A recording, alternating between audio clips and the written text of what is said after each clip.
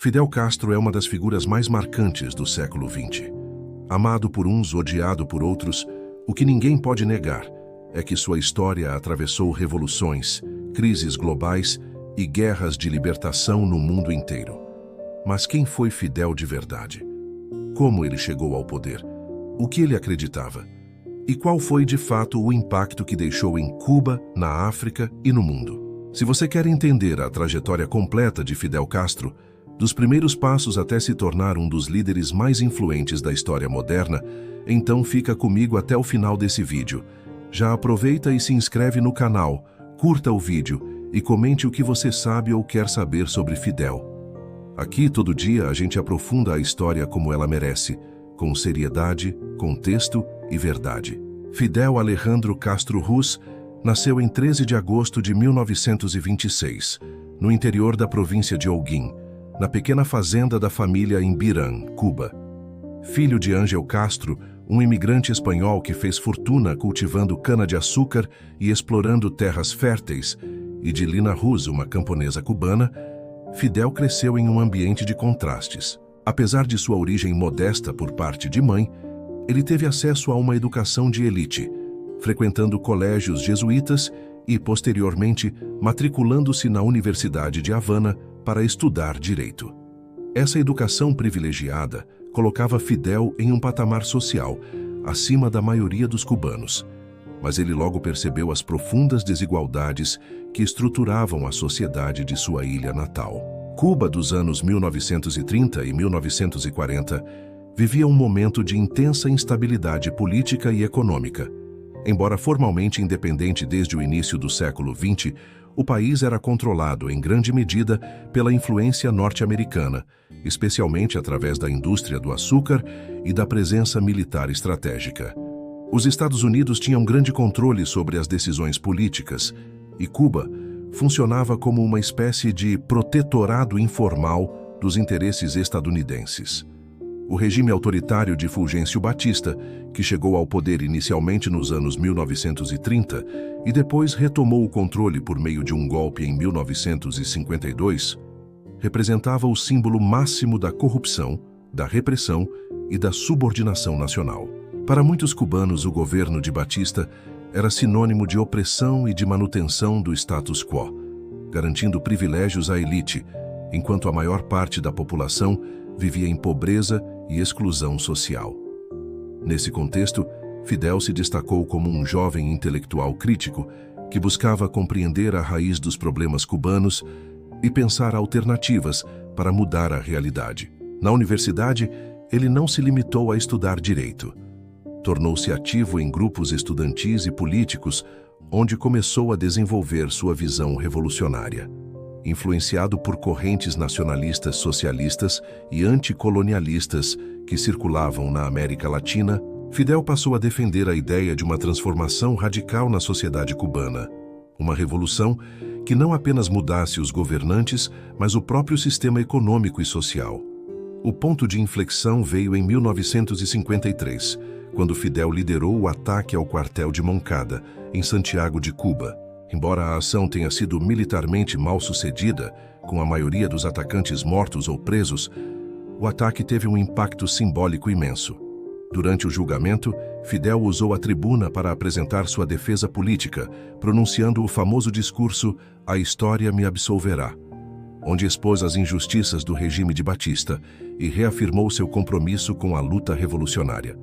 Após cumprir pena na prisão, Fidel foi libertado em 1955 e exilado no México, onde organizou o Movimento 26 de Julho, grupo guerrilheiro que reunia jovens cubanos determinados a derrubar Batista pela força. Foi nesse período que conheceu Ernesto Che Guevara, o jovem médico argentino que se tornaria seu principal aliado e símbolo da revolução. Em novembro de 1956, Fidel e seu grupo desembarcaram em Cuba, a bordo do iate Granma, iniciando uma guerra de guerrilha na região montanhosa da Sierra Maestra. O cenário cubano oferecia terreno fértil para o desenvolvimento da luta armada. Pobreza extrema no campo, repressão política nas cidades e o desgaste do regime de Batista frente à crescente insatisfação popular. A guerrilha embora inicialmente reduzida em número e recursos, conseguiu ampliar seu apoio entre camponeses e setores urbanos que desejavam mudança. Durante os anos seguintes, a guerrilha intensificou suas ações, criando uma narrativa de resistência que se espalhou por Cuba e ganhou apoio internacional. Em janeiro de 1959, a queda de Batista marcou o fim do regime e a vitória do movimento 26 de julho. Fidel entrou em Havana não como um simples líder político, mas como um símbolo da Revolução Popular, prometendo reformas profundas e a construção de um novo modelo de país. O governo revolucionário implementou uma série de medidas radicais. A reforma agrária redistribuiu terras para camponeses. A indústria foi nacionalizada e o sistema de saúde e educação públicos passou a ser prioridade estatal.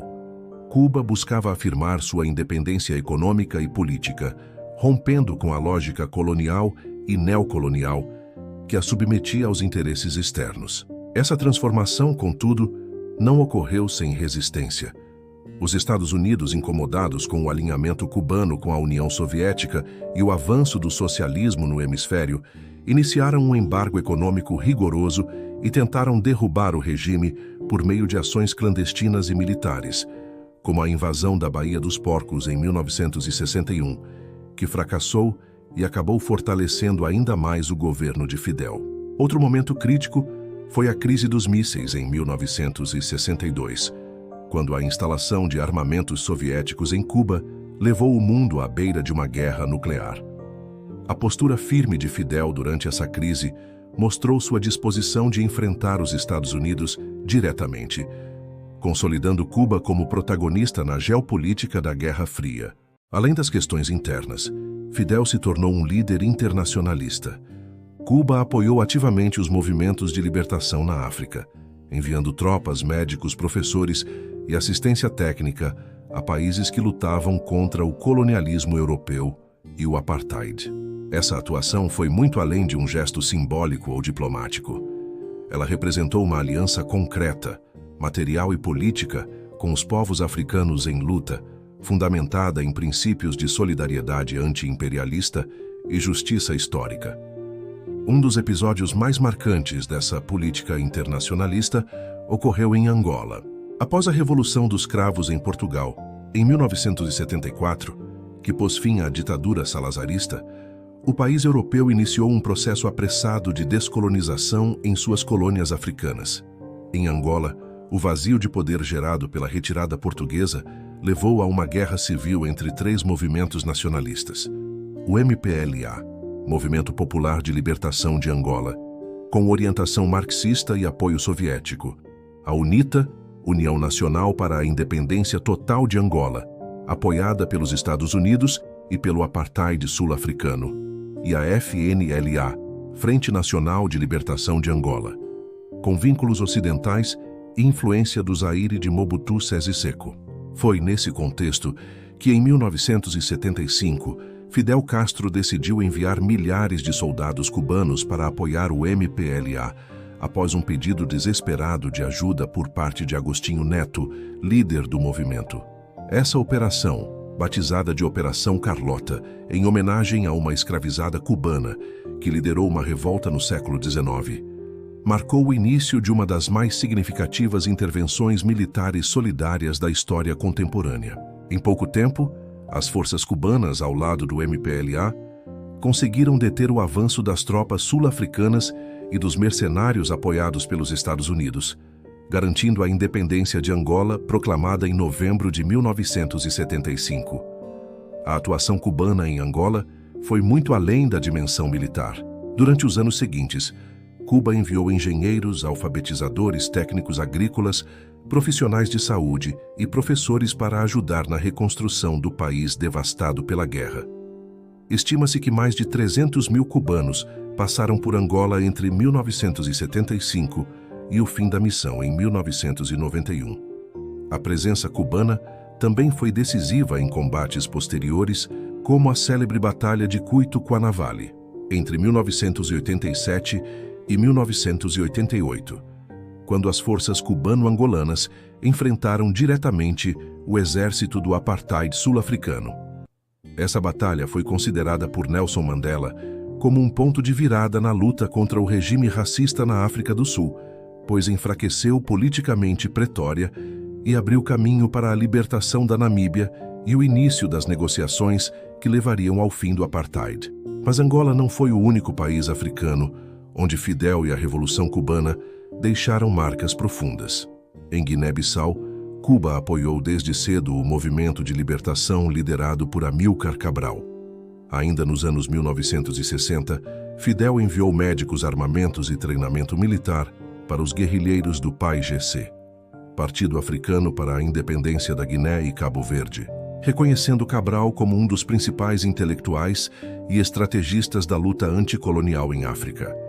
A relação entre Fidel e Cabral era marcada por respeito mútuo e alinhamento ideológico, ambos conscientes da urgência de construir sociedades justas, autônomas e comprometidas com os valores humanos essenciais após o fim do domínio colonial. Na Etiópia, durante a Guerra do Ogaden, 1977-1978, Cuba também teve papel decisivo. O conflito opunha a Etiópia socialista de Mengistu Haile Mariam à Somália de Siad Barre, que tentava anexar a região do Ogaden. Fidel, após visitar ambos os países e tentar mediar a crise, decidiu apoiar a Etiópia, pois via na política do Derg uma tentativa legítima de construir o socialismo. Mais de 17 mil soldados cubanos foram enviados ao lado das forças etíopes, resultando na derrota das tropas somalis e na preservação da integridade territorial da Etiópia. Embora essa intervenção seja vista com mais ambivalência por parte da historiografia africana, ela demonstrou novamente o compromisso de Fidel em manter a coerência entre sua política externa e os princípios revolucionários. Essa presença cubana em solo africano não era guiada por interesses econômicos ou geopolíticos típicos das potências imperiais. Pelo contrário, ela se fundamentava em um princípio central da Revolução, a solidariedade internacional. Para Fidel, as lutas da África contra o colonialismo eram uma extensão natural da luta cubana pela soberania e justiça. Em discursos inflamados e reuniões diplomáticas, ele frequentemente destacava que os africanos tinham uma dívida moral com Cuba e vice-versa, não no sentido econômico, mas no sentido histórico e humano. Afinal, como ele mesmo afirmou em várias ocasiões, milhões de africanos foram escravizados e enviados ao Caribe. E era justo que os descendentes desses povos contribuíssem com o retorno da liberdade à África. No plano cultural e educacional, Cuba também abriu as portas para milhares de jovens africanos que foram estudar na ilha, especialmente na famosa Escola Latino-Americana de Medicina, ELAM, e em instituições técnicas. Esses estudantes vindos de países como Moçambique, Guiné, Congo e Angola formaram-se como médicos, engenheiros, professores e quadros políticos que depois retornaram a seus países de origem para contribuir na construção nacional. Essa política gerou uma elite técnico-política com vínculos profundos com Havana, reforçando os laços afro-cubanos muito além do campo militar. Fidel Castro, portanto, não foi apenas um líder revolucionário em seu país, mas um arquiteto de pontes entre continentes. Sua atuação na África ajudou a transformar o continente em um palco fundamental das disputas da Guerra Fria, mas também em um território onde a solidariedade entre os povos se materializou de forma concreta. Ao combater o colonialismo europeu, enfrentar o apartheid sul-africano e apoiar a autodeterminação africana, Fidel inseriu Cuba em uma tradição de internacionalismo que ecoa os ideais de Fanon, Cabral e Nkrumah.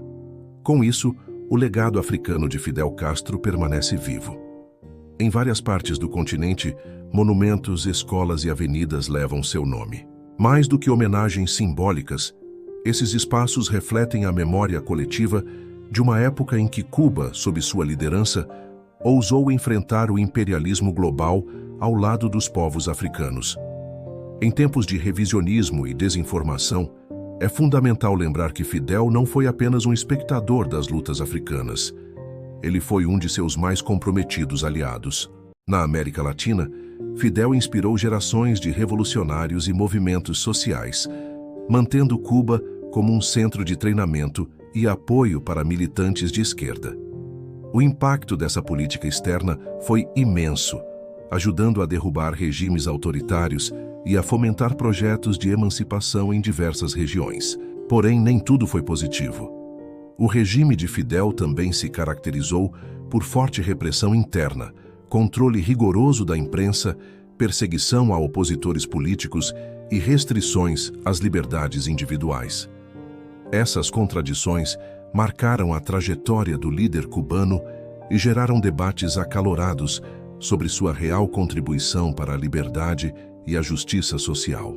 Fidel permaneceu no poder até 2008, quando passou a liderança a seu irmão Raul Castro, após problemas de saúde. Durante décadas, ele foi a face da Revolução Cubana, símbolo de resistência para muitos e de autoritarismo para outros, mas sempre um personagem central no século XX. Ao refletir sobre sua história, é essencial entender Fidel Castro dentro do contexto global em que viveu. Um mundo dividido pela Guerra Fria, marcado por intensas lutas anticoloniais e processos de descolonização. Seu legado, portanto, é uma mistura complexa de avanços sociais, desafios políticos e tensões ideológicas que ainda reverberam hoje. Fidel Castro foi, sem dúvida, uma das figuras mais complexas e influentes da história recente. Seu nome está ligado tanto à luta pela soberania e justiça social, quanto a controvérsias sobre autoritarismo e repressão. Entender Fidel é entender o século XX em suas tensões ideológicas, as batalhas anticoloniais, os embates da Guerra Fria e as transformações profundas que marcaram Cuba e várias partes do mundo. O legado deixado por Fidel é uma mistura de conquistas sociais, como os avanços em educação e saúde, e de desafios políticos que ainda provocam debates até hoje. Sua história nos lembra que revoluções são processos complexos, cheios de contradições, e que os grandes líderes carregam consigo tanto glórias quanto responsabilidades. Se este vídeo ajudou você a compreender melhor a trajetória e o impacto de Fidel Castro, deixe seu like, compartilhe sua opinião nos comentários e, claro, inscreva-se no canal para acompanhar todas as nossas análises detalhadas sobre história africana, anticolonialismo e revoluções pelo mundo. Sua participação fortalece esse espaço de conhecimento sério e acessível. Até a próxima!